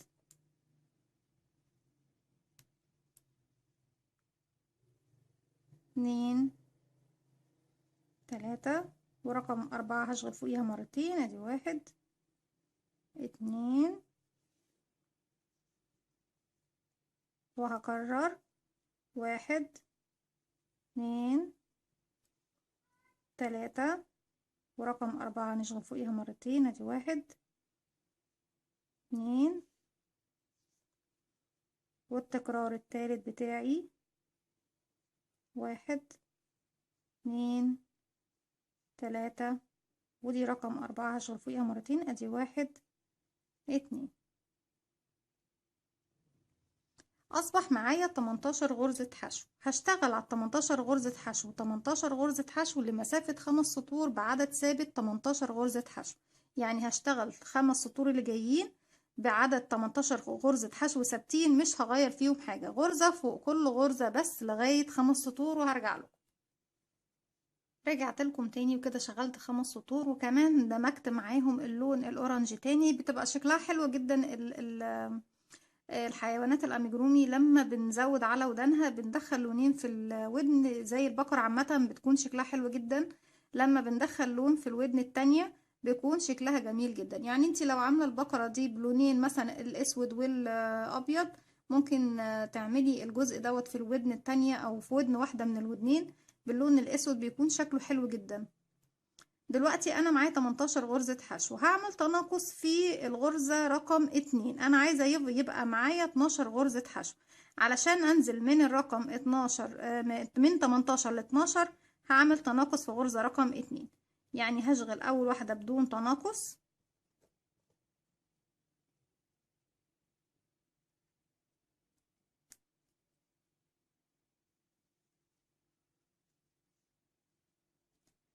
ورقم 2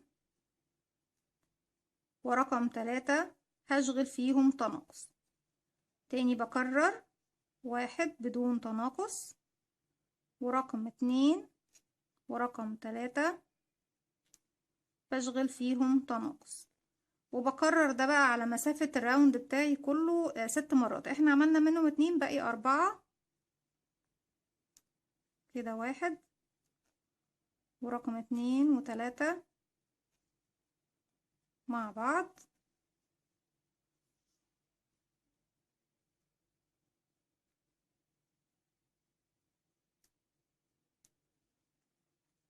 1 و2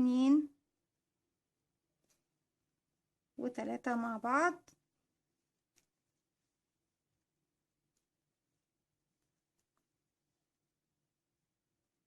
1 و2 و3 مع بعض، 1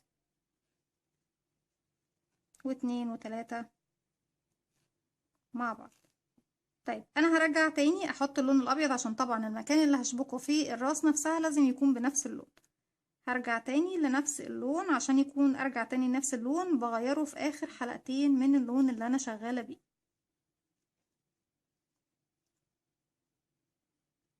بس طبعا نرجع الخيط ده لجوه.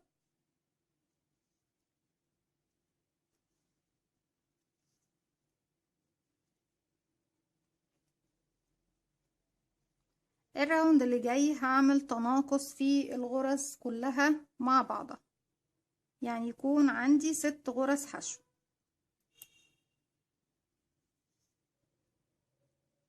دي اخر واحدة اشتغلناها. هاخد كل 2 مع بعض كده، ادي 1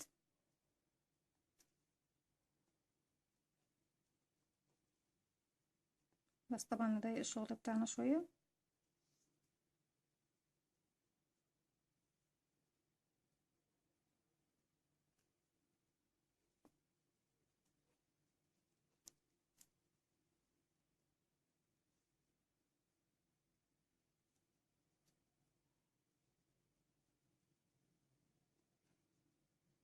2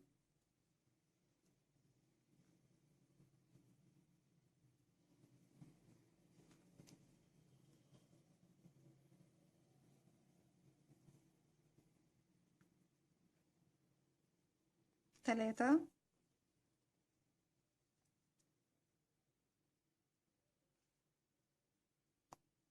4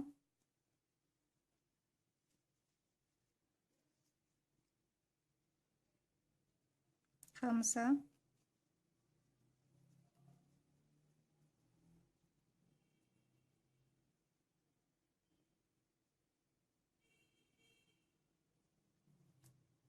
6. بالشكل ده بنكون خلصنا الودان بتاعتنا، وبعد كده هنبدأ نعمل القرون. رجعت لكم تاني، ودلوقتي هنعمل القرون مع بعض. القرون عبارة عن دائرة سحرية. احنا كده ما فضلناش غير القرون، وفضل لنا الفم اللي هو بق البقرة. وزي ما اتفقنا مع بعض بعد كده هنشبك اجزاء البقرة، وكمان هنعمل الجيب بتاعتها اللي هي الجيبة بتاعتها. اما العيون والجرز هنعملهم في فيديوهين مختلفين لوحدهم، يعني مش مع البقرة، لكن طبعا هنركبهم مع البقرة مع بعض. دائرة سحرية،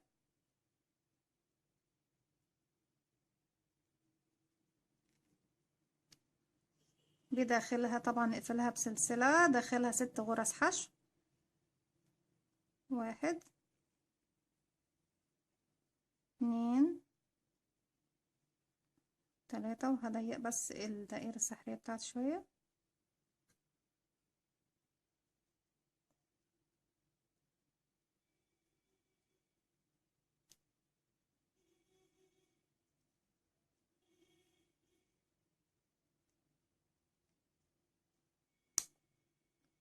لا احنا مش عايزين الحركة دي. قلت لكم الخيط ايه لازم واحدة واحدة زي ما انتوا شفتوا، ممكن يعملها معانا وما يظبطش. نقول بسم الله.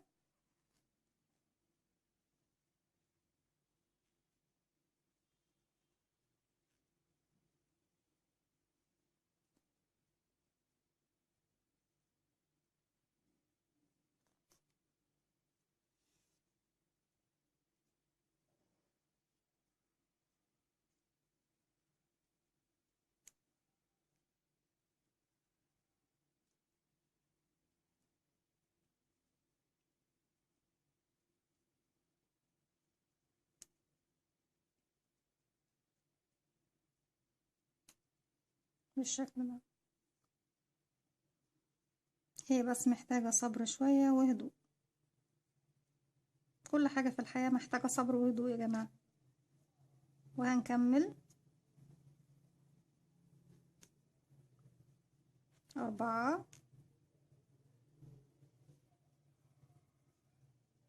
5 6. هي طبعا الدائرة السحرية بتاعتنا ضاقت خالص. طبعا البقايا الخيوط انا بحشيها داخل ايه الشغل بتاعي، لان هي من نفس اللون ومن نفس الخامة. هشتغل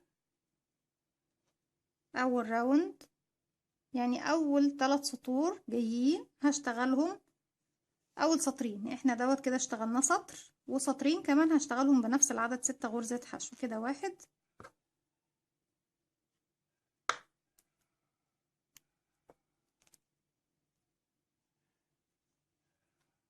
2 3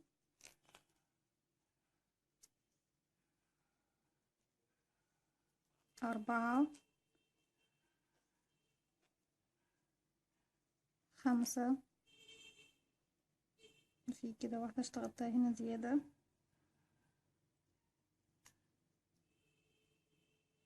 ايوه دي اهي.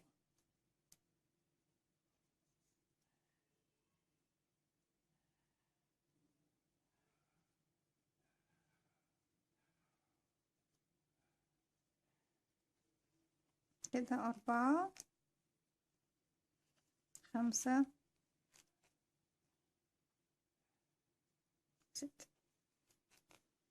كمان السطر الجاي بدون تزايد بنفس العدد.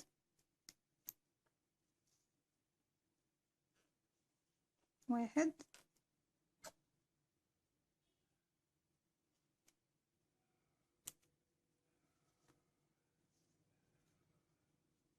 خيط البداية زي ما احنا شايفينه، بس ايه نقفل الماركر بتاعنا ندخله في الداخل علشان ايه ما عملناش ايه ازمة.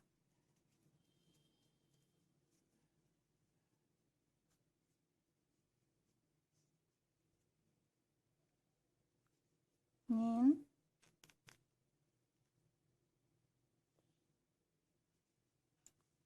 3 4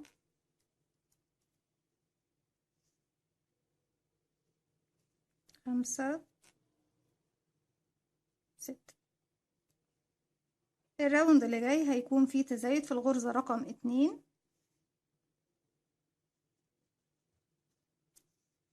يعني بشغل اول واحدة بدون تزايد ورقم 2 بشغل فيها تزايد. كده 1 بدون تزايد،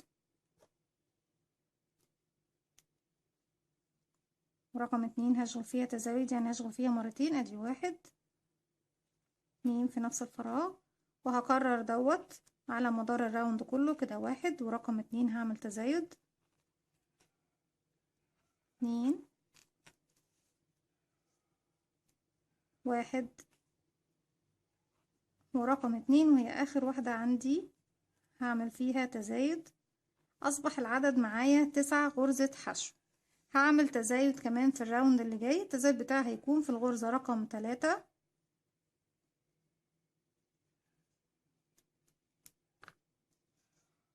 يعني اول واحدة بدون تزايد،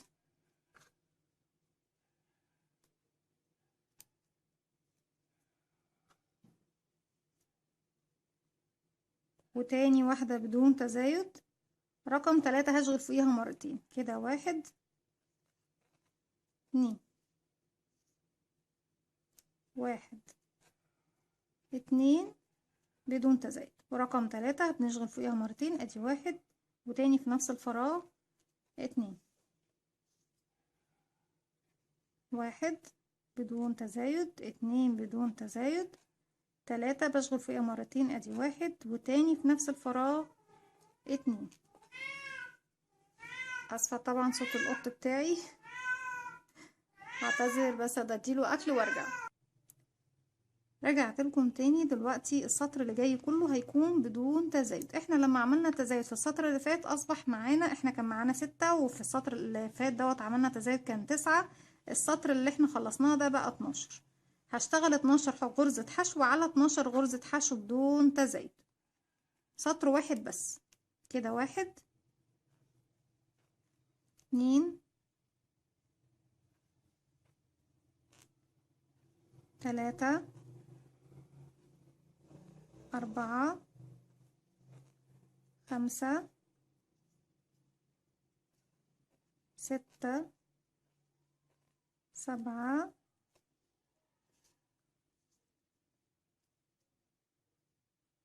8 9 10 11 12. بالشكل ده بتكون القرون بتاعتنا خلصت اهي بالطريقة دي. بسيب مسافة من الخيط وبقص الخيط بتاعي، بلف الخيط واخرج منه من الحلقة اللي على الابرة بالشكل ده.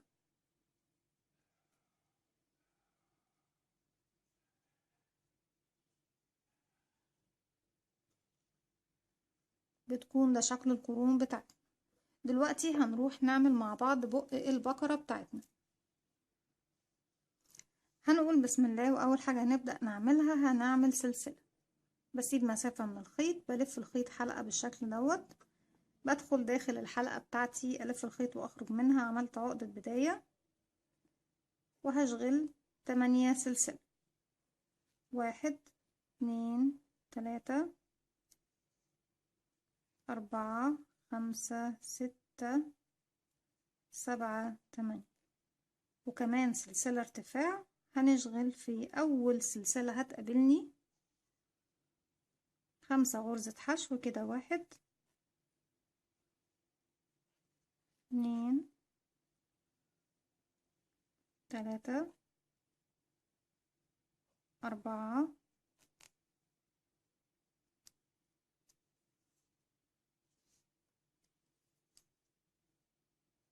5. وبعد كده اللي بعدها هنشغل فيها واحدة، دي 1 واللي بعدها واحدة كده 2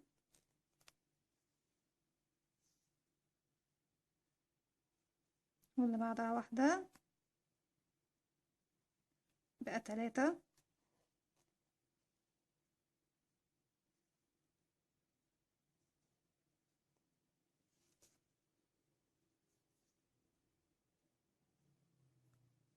واللي بعدها 4 واللي بعدها 5 6. يعني انا اشتغلت 5 في اول واحدة واشتغلت 6 فوقيهم غرزة واحدة، ورقم 7 دي هشغل فوقيها 5 وتبقى الزاوية التانية زي هنا بالظبط كده. 1 2 3 4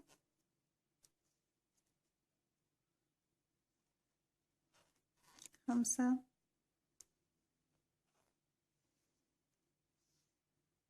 6. طيب عايزين نعمل حاجة بقى دلوقتي. دي اخر غرزة انا ايه عملتها في الزاوية دي كده، 1 2 3 4 5.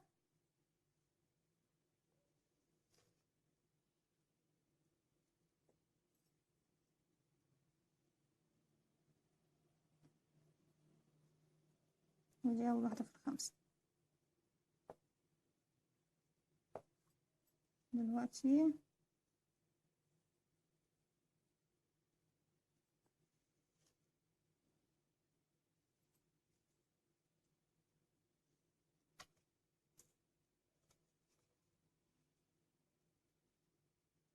علشان زي ما انتوا شايفين الخيط واللون، يعني عامة الخيط نفسها صعب شوية، بس بالشكل ده انا حطيت ايه ال4 زوايا اللي انا ايه عملتهم عشان اكمل الشكل البيضاوي بتاعي.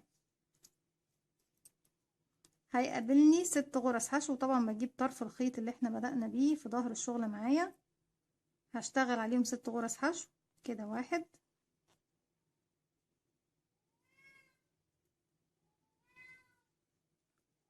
2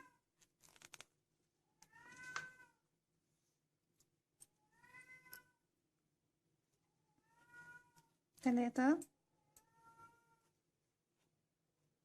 4 5 6.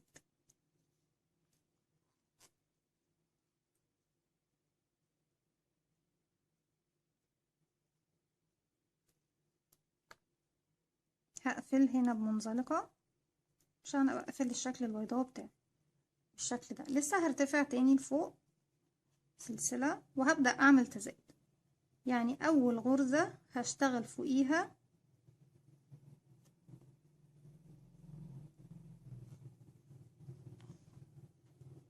تزايد مرتين، ادي 1 2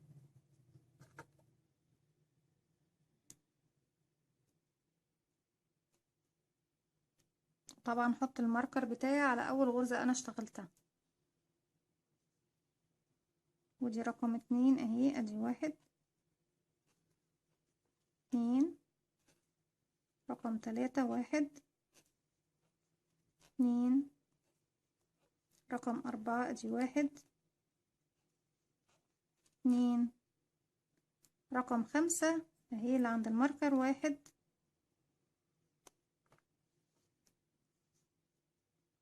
2. في رقم 2 هحط الماركر بتاعي، يعني اخر واحدة بشتغلها من هنا بحط الماركر بتاعي، اول واحدة بحط الماركر واخر واحدة في الزاوية بحط الماركر. ال6 غرز هشتغل فوقيهم 6 غرز زيهم، 1 2 3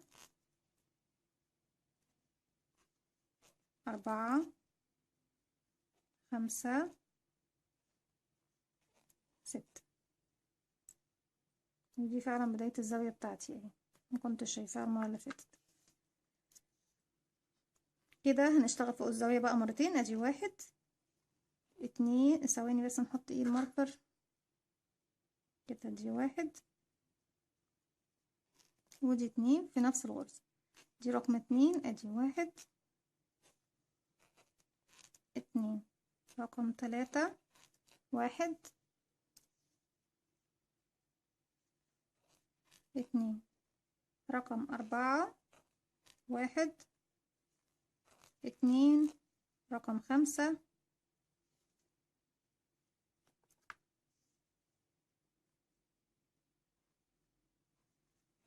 1 2.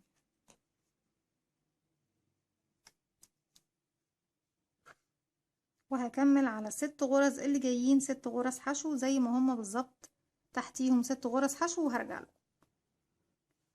بعد ما خلصت ال6 غرز فوق 6 غرز هنقفل بمنزلقة فوق اول غرزة زي ما احنا بردك عملنا في الراوند اللي فات، وهرتفع تاني وفي نفس المكان هشتغل غرزتين، ادي 1 2. الطريقة دي يا جماعة هي طريقة الشكل البيضاوي، لو حابين ان انتوا تراجعوه لوحده بشكل مستقل اتفرجوا على الفيديو اللي هو الخاص بالشكل البيضاوي، مشروح فيه الشكل البيضاوي بشكل ايه مفصل. تاني غرزة هتكون بدون تزايد، اللي بعدها هتكون فيها تزايد، يعني غرزة فيها تزايد وغرزة ما فيهاش، ده بالنسبة طبعا للي فيها الزاوية. كده هنا تزايد، اللي بعدها بدون، اللي بعدها فيها تزايد، ادي 1 2، اللي بعدها بدون تزايد، اللي بعدها فيها تزايد، ادي 1 2، واحدة ما فيهاش، والأخيرة اهي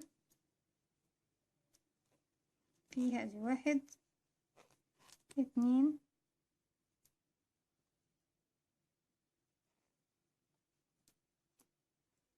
طبعا بعد اخر واحدة بنحط ايه الماركر بتاعنا. هيقابلني 6 غرز حشو، هشغل فوقيهم 6 غرز حشو. كده 1 2 3 4 5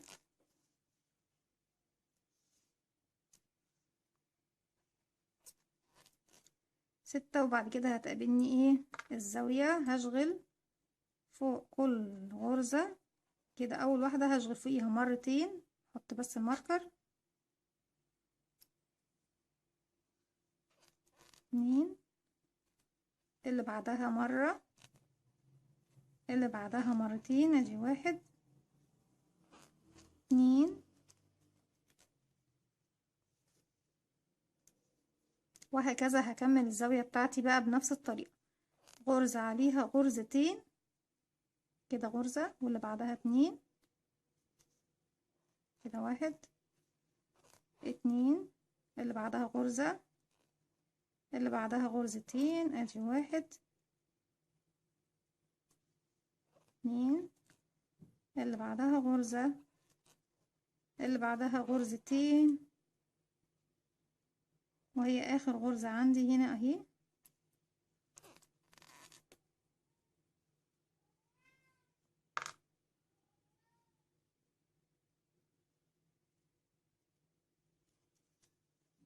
وبعد كده هرجع تاني للست غرز حشو فوق 6 غرز حشو.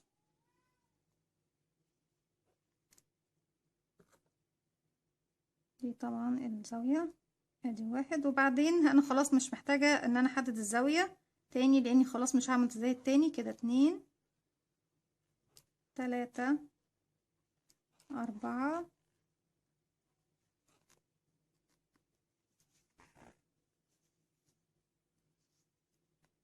5 6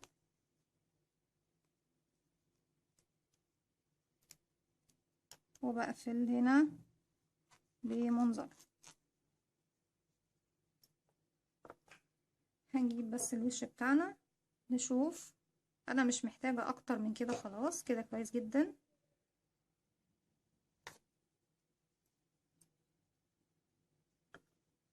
بالشكل ده انا محتاجة كل اللي انا هشتغله بس ايه، مجرد 3 سطور او 4 سطور، اللي هو الارتفاع بتاع البق بتاع البقرة. هشتغل 3 سطور، ولو احتجت للرابع هقول لكم طبعا، وهنشوف شكل بق البقرة مع بعض شكله ايه. رجعت لكم تاني، وبالشكل ده خلاص خلصت بق البقرة بتاعي زي ما احنا شايفين. ارتفعت بس لمجرد 3 سطور، ما كملتش الرابع، حاسة ان احنا مش هنحتاج للرابع، كفاية قوي كده الارتفاع بتاع بق البقرة. في المرحلة دي خلاص سيب مسافة بس من الخيط كافية، وهسحب الخيط بتاعي من الداخل الحلقة اللي على الإبرة بالشكل ده، وهسحب طبعا الخيط بتاعي من داخل الشغل بالطريقة دي. البق زي ما احنا شايفينه، طبعا الأماكن اللي احنا حاسينها واسعة شوية هنقفلها بالخيط والإبرة، نخليها مش مبين منها أي فراغات بالشكل دوت. هحشي المكان ده كمان فايبر. هجيب البقرة بتاعتنا بالشكل دوت، وهبدأ بقى ايه اثبت البق بتاعي بالشكل ده في المكان هنا. ومع الفايبر طبعا. وهخيط بقى اثبت المكان ده، البقف هنا وكمان الرجلين بتاعتنا هتكون واحدة في المكان هنا اهو، وواحدة هنا كده اهي. والايدين هتكون واحدة هنا وواحدة هنا. والودان طبعا الودان هيكون مكانها اهو بالشكل ده هنا، والناحية التانية في نفس الاتجاه. وهنحط القرون بتاعتها واحدة هنا واحدة هنا. والعيون الجرس طبعا اهو بتاعنا هنلبسه لها سلسلة، هنلفه بس بفتلة بسيطة ونربطه حوالين رقبتها. والعيون عملناها طبعا في فيديو لوحدها بشكل مستقل. هنركبها بالشكل ده اهو. هثبت طبعا كل اجزاء البقرة بتاعتي وهرجع لكم نركب الفستان بتاعنا مع بعض. هو عامة تركيب الفستان ما فيهوش حاجة صعبة خالص. الفستان اهو انا بقص قطعة من الطول زي ما احنا شايفينها. انا عندي هنا دوت المتر كامل، انا خدت عرض المتر كامل زي ما احنا شايفين اهو، وعملته طبقته على 2. يعني انا اخدت كده 10 سنتي. شايفين الارتفاع بتاع الفستان 10 سنتي. حابين تعملوا اقصر شويه مفيش مشكله، حابين تعملوا اطول بردك مفيش مشكله. بجيب الخيط القماش بتاعي اهو بالشكل ده، ومن فوق بالشكل دوت هاجي من الاتنين مع بعض. لو عايزين تعملوها طبقه واحده مفيش مشكله. انا بس عشان الطل دوت هو في نوعين من الطل، في الناشف وفي اللي هو الطري ده. الناشف ما لقيتش منه الاورنج بصراحه، لقيت منه براون وجبته بردك بس ايه لحاجات تانية. لقيت منه البني والذهبي وحاجات تانية. الطري دوت لقيت منه هو الاورنج بس حسب لون الخيط اللي كان متوفر بصراحه ساعتها قدامي. هنتنيه بالشكل دوت ونجيب ابره وخيط عادي خالص.